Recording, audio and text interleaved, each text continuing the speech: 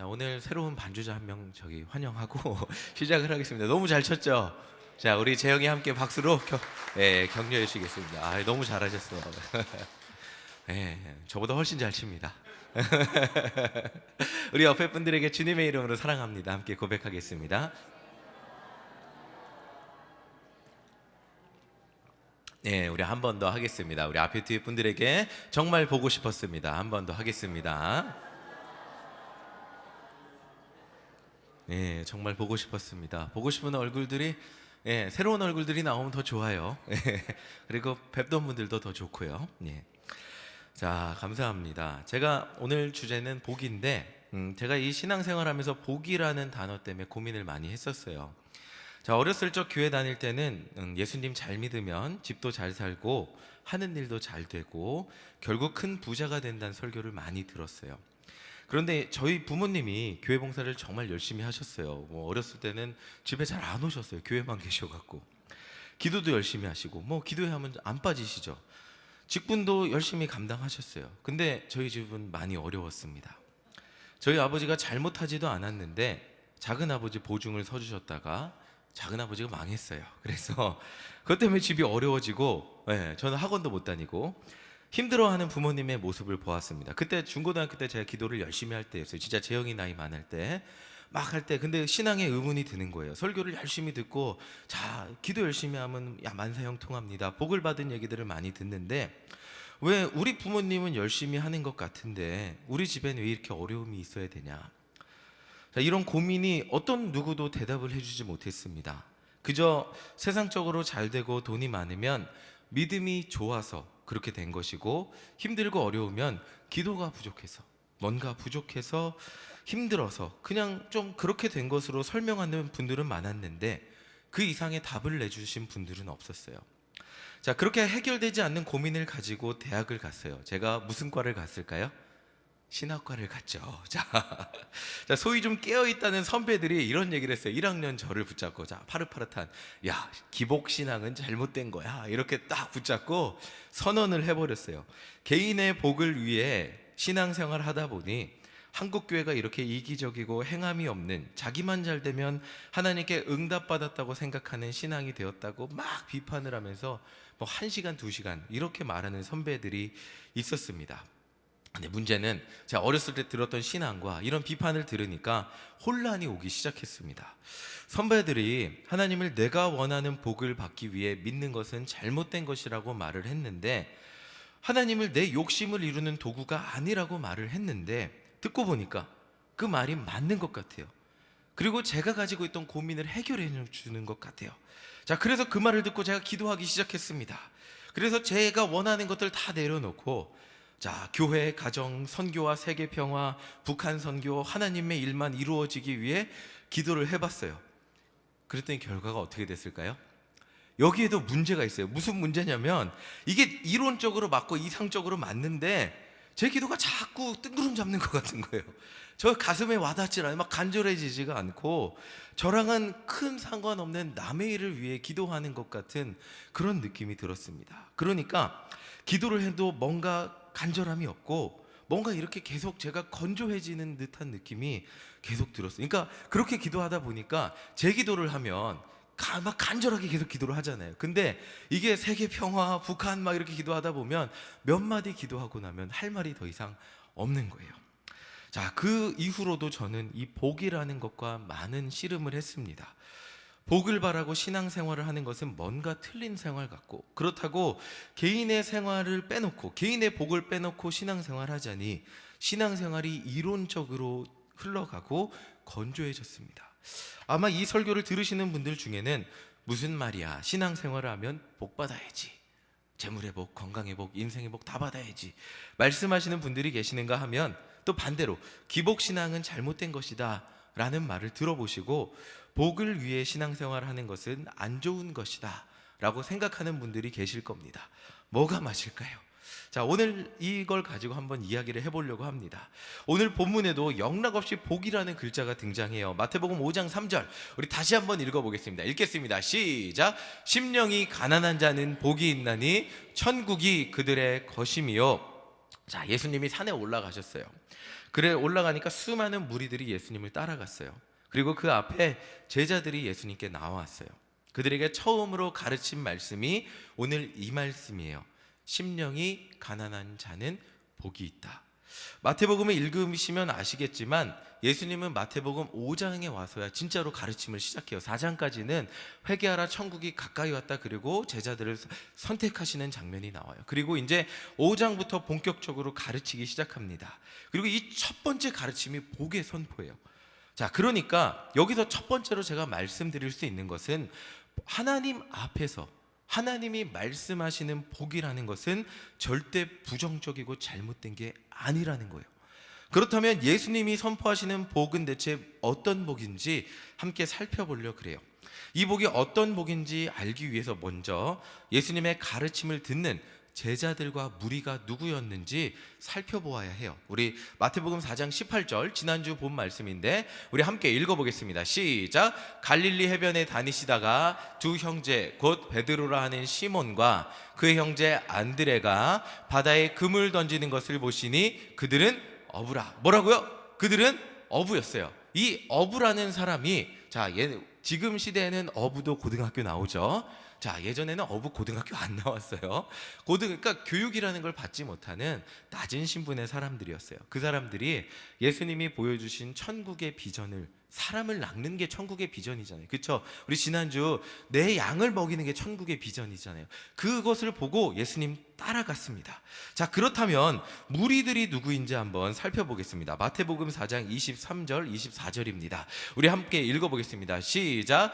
예수께서 온 갈릴리에 두루 다니사 그들의 회당에서 가르치시며 천국 복음을 전파하시며 백성 중에 모든 병과 모든 약한 것을 고치시니, 그 다음에 보여주세요. 24절. 자, 읽겠습니다. 시작. 그의 소문이 온 수리아에 퍼진지라 사람들이 모든 앓는 자 곧 각종 병에 걸려서 고통당하는 자, 귀신 들린 자, 간질하는 자, 중풍병자들을 데려오니 그들을 고치시더라. 자, 지금 24절의 마지막을 보면 무리들의 정체성이 나와요. 무리가 빨간색으로 됐는데 어떤 사람이죠? 모든 앓는 자, 곧 각종 병에 걸려서 고통당하는 자, 귀신 들린 자, 간질하는 자, 중풍병자들이라는 거예요. 이 사람들이 무리라는 거예요. 그러니까 이 예수님에 따르는 무리들은 그 당시 유대교에 의하면 죄 때문에 병이 걸렸다고 생각했어요. 이 병 걸리는 게 이유가 없는 게 아니고 하나님이 사랑하지 않아서 그 인생의 결과로 병이 걸린 거예요. 그러니까 사람들은 이 병자들을 볼 때 굉장히 죄인 보듯이 봤어요. 사회적으로 버림받고 하나님께 저주받았다고 생각하고 아무도 어울리려고 생각하지 않았던, 사회의 바깥에 있는, 요즘 말로는 아싸죠. 그렇죠? 바깥쪽에 있는, 아웃캐스트에 있는, 우리가 생각하는 정상 범주에 있는 바깥쪽에 있는 사람들이었어요. 그 사람들이 무리였다는 거예요. 이들은 예수님밖에 희망이 없어서 예수님 앞에 나온 거예요. 예수님은 바로 예수님 밖에 희망이 없었던 제자들과 무리들 앞에서 이 선포를 하신 거예요. 다시 한번 5장 3절 읽어보겠습니다. 읽겠습니다. 시작. 심령이 가난한 자는 복이 있나니 천국이 그들의 것이며. 자, 지금 보세요. 예수님밖에 희망이 없는 자들에게 심령이 가난한 자는 복이 있다고, 천국이 너희들의 것이다 라고 지금 선포하고 계신 거예요. 좀 전반부가 이제 이 말씀이 이해가 되십니까? 자, 어제 제가 중구 용산지방 점심 식사를 했어요. 담임 목사님이 교육부 총무시고 제가 서기로 돕고 있습니다. 교육부 회계 목사님이 또 따로 계세요. 이 목사님이 아시는 성도님 가게로 밥을 먹으러 갔는데 음식을 계속 주시는 거예요. 먹어도 또 주시는 거예요. 그런데 이 회계 목사님이 왜 이렇게 많이 주시는지 설명을 해주시는데, 이 사장님이 초밥집 사장님인데, 이 사장님이 인생이 정말 힘들고 어려웠을 때 교회를 찾았다고 합니다. 그래서 정말 잘해주고, 그래서 이제 신앙도 들어갈 수 있게 격려도 해주고 함께 해주고, 맨날 밤 11시에 자기 집에 왔는데 맨날 대화를 했다 그래요. 집에 찾아와도. 그렇게 친해지니까, 그분 때문에 신앙이 들어가니까 이 회계 목사님이 가늘 때마다 이렇게 잘해주시는 거예요. 그 인연이 되어서 이 목사님이 자신의 가게에 오시면 정말 잘해주신다 그래요. 이 가게 사장님이 예수님 앞으로 나온 계기가 뭐죠? 인생이 정말 힘들어서예요. 의지할 곳을 찾아 나온 거예요. 자, 바로 이것이 심령이 가난한 상태라는 거예요. 그러니까 아무것도 의지할 곳 없고 예수님 아니면 희망이 없는 인생의 상태가 심령이 가난한 상태라는 거죠. 자, 지금 예수님을 쫓아서 산에까지 올라왔어요. 제자들과 무리들, 특히 무리들은 병이 걸렸는데 거기까지 쫓아오는 거는 보통 정성이 아니죠. 예수님밖에 희망이 없으니까 절박해서 온 거예요. 예수님 아니면 세상에서 아무도 자기들 신경도 안 쓰거든요. 고쳐주지도 않고 챙겨주는 사람도 없어요.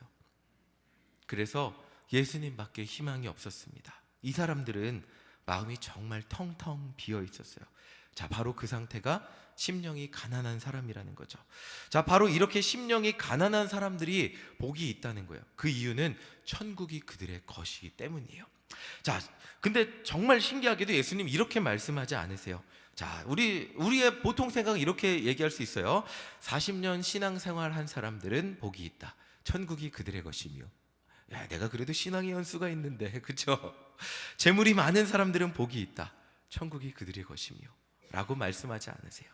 실제로 복음서에서 당시 신앙생활을 가장 잘한다고 여겨졌던 사람들이 누구죠? 바로 시작하고 네 글자인데 바리새인. 네, 역시 성경 천재들이십니다. 자, 하나 더 있어요. 사로 시작하고 네 글자.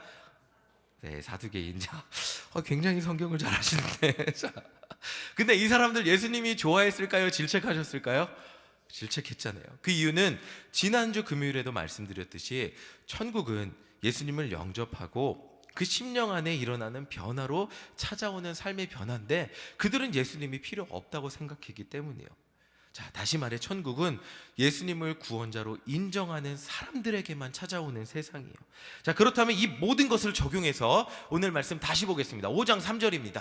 자, 함께 읽어보겠습니다. 시작. 심령이 가난한 자는 복이 있나니 천국이 그들의 것이며. 자, 이 말씀이 그냥 사람들에게 너희들의 심령이 가난하면 복이 있다, 천국 백성이 될 것이기 때문입니다. 그러니까 너희의 심령이 가난해져야 된다, 이 정도 말이 아니었어요. 물론 이렇게 적용해도 맞겠지만, 자, 더 깊은 메시지가 뭐냐면 예수님을 따라서 산에까지 올라온 가난하고 힘없고 아무도 알아주지 않는 그들에게 비록 너희들은 세상에서 가난하고 아무도 알아주지 않고 무시받고 병들어 있고 삶에 아무런 희망이 없지만 그런 너희들도 희망이 있다. 바로 가난한 너희들의 심령이 예수 그리스도 나의 이름으로, 나의 십자가 복음으로 채워질 수 있기 때문이다. 너희들의 심령이 너희들의 구원자 예수, 나 예수 그리스도의 이름으로 채워질 수 있기 때문에 세상 누구보다 진짜 복이 있다 라고 선포하고 계신 거예요. 그러니까 지금 그냥 모든 사람한테 하는 게 아니고 정말 예수님 앞에 있는 힘없고 병든 사람들한테 너희들 아무도 알아주지 않는 것 같지, 너희들 맨날 세상에서 무시당하고 살았지, 너희들 없다고 무시당하고 병들었다고 무시당하고 너희들 그렇게 무시당하며 살았지. 근데 지금 내 앞으로 나왔잖아. 진짜 천국을 소유한 복 있는 사람은 너희들이야. 왜냐하면 너희들 앞에 내가 있기 때문이야. 내가 누구죠? 너희들의 구원자 예수 그리스도라는 거죠. 지금 이 선포를 예수님은 해주고 계신 거예요. 세상 가장 높아 보이는 너희들이 눈도 마주칠 수 없는 세상 종교 지도자들이 그들도 얻지 못하는 구원을 너희들은 얻게 될 것이야. 너희 인생의 진정한 해결책은 지금 이 순간 나와 함께 할 때 얻을 수 있을 것이다. 그런 복을 얻게 될 것이다 라고 위로하고 계신 말씀이 오늘 말씀이라는 거예요. 지금 우리들에게도 이 말씀이 적용이 되는 거예요. 자, 별다를 바 우리가 세상에서 얼마나 대단합니까? 우리가 세상에서 얼마나 알아주는 사람입니까? 근데 우리는 세상에서 알아주는 사람들은 지금 이 시간 뭐 하고 있는지 몰라요. 그렇죠? 세상에서 대단한 사람들 손 한 번 벌리면 수많은 돈을 사용할 수 있고 말 한마디도 수많은 사람들을 사용할 수 있는 그 사람들은 지금 뭐 하는지 모르겠지만 우리는, 아무도 알아주지 않는 우리는 이 시간 주님 앞에 나왔습니다. 근데 진짜 복 있는 사람이 누구라고 예수님은 선포하고 있는 거예요. 그 사람들이 복 있는 사람이 아니고 진짜 복 있는 사람은 너희들이다. 누구라고요? 예수 앞에 나온 사람들, 예수 앞에 나온 너희들이라고 선포하고 계신 거예요.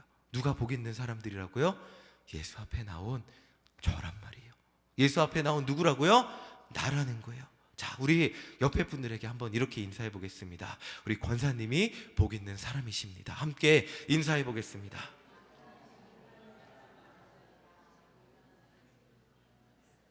예수님이 복의 근원이시기 때문입니다. 맞죠?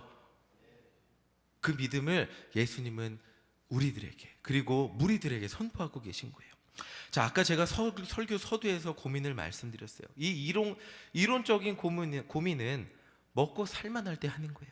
유학 가서 영어로 공부하니까 아까 제가 설교 원고 초판에 쓴 건 죽을 것 같았어요. 진짜로 정말 힘들었어요. 밤을 새고, 그 밤이 12시부터 제가 처음에 말씀드린 것 같은데 아침 10시 수업이에요. 그러면 12시부터 밤을 샌다 그래도 저한테 주어진 시간이 10시간밖에 없어요. 10시간 안에 뭔가를 이루어 나가고 가서 수업에 제출을 해야 되는 거예요. 얼마나 짧은데요, 그 10시간이. 정말 힘들었습니다. 남의 나라에서 안 되는 영어로 또 먹고 살려고 하다 보니까 진짜 힘들었어요. 그때 기복적이고 뭐고 따질 것 없이 기도가 나왔어요. 하나님 도와주세요. 하나님 살려주세요. 아무런 게 필요가 없어요. 뭐 이론적 기복적인 걸 안 구해요.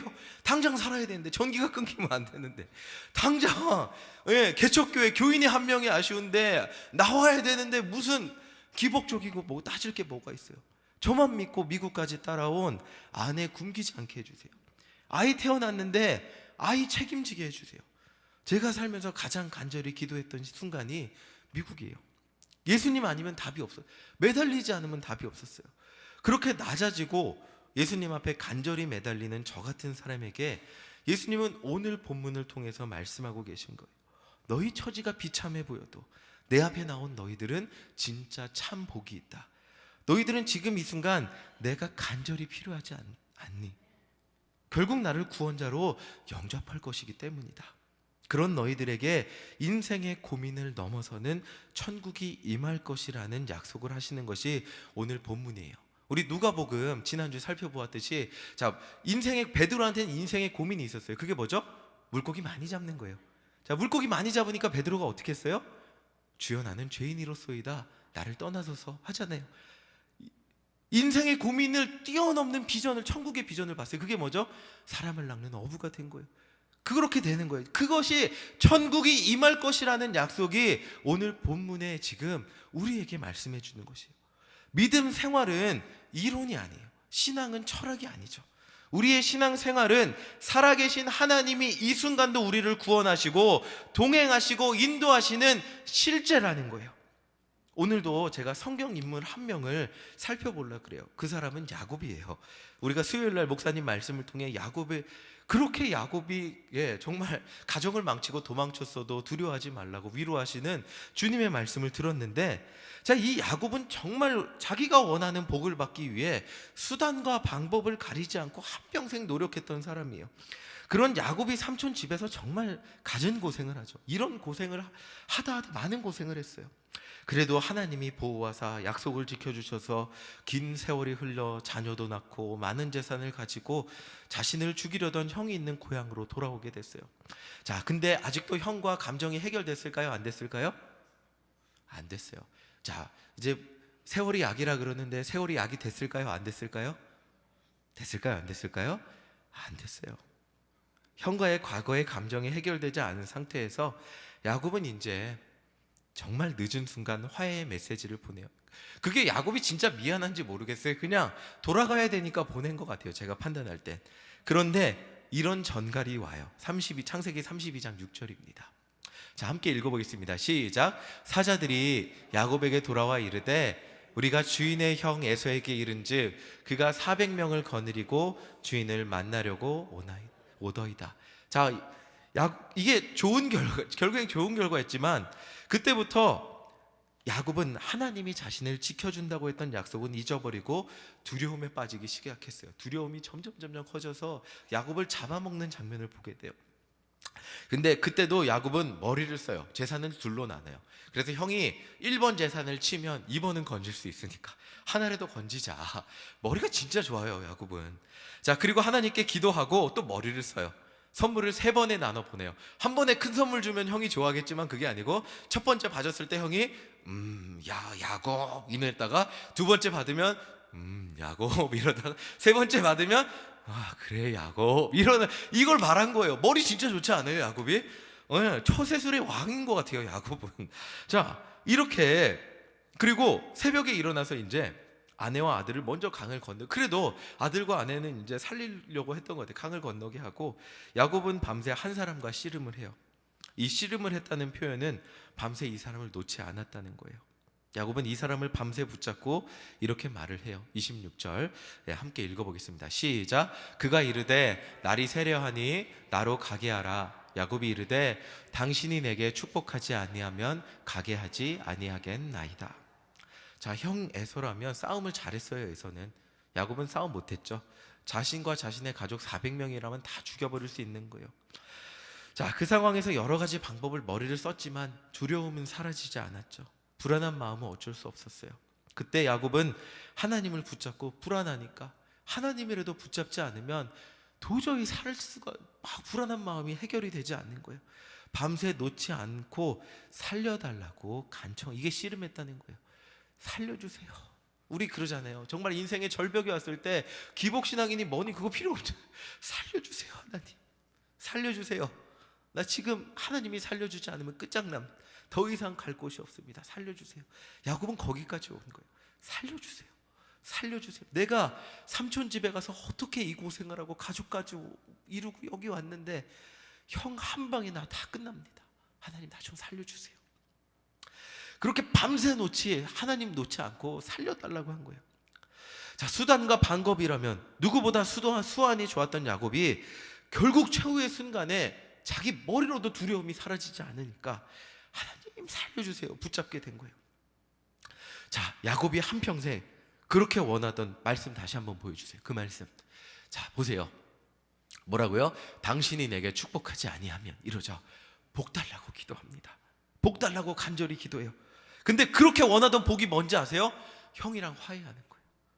그렇게 원하던 장자의 축복이 아니고 지금 이 순간 야곱이 그렇게 쫓던 그 복의 결과가 뭐냐면 형이랑 화해하는 거예요. 하나님 나 좀 축복하지 않으면 나 안 돼요. 그게 뭐냐면 내가 이전에 우리 가정 망쳐놨던 거, 형이랑 관계를 내 욕심 때문에 틀어버렸던 거 그것 좀 해결해 주세요. 하나님 나 형이랑 화해하게 해주세요. 그것이 야곱이 하나님 간절히 붙잡고 간절히 바라던 축복이라는 거예요. 자, 그 결과 창세기 33장 4절 이렇게 됩니다. 우리 함께 읽어보겠습니다.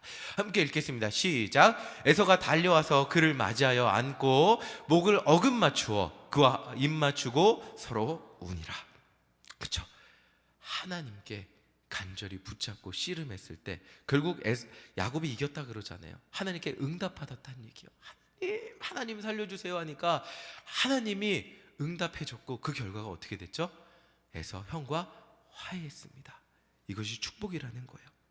자, 두려움을 벗어나 하나님이 주신 천국을 경험하는 순간이 바로 그 나를 사로잡고 있는 죄책감과 형이 나를 언제 어떻게 할지 모른다는 그 두려움의 결과에서 결국 야곱은 벗어날 수 있습니다. 그것이 천국의 기쁨이라는 거죠.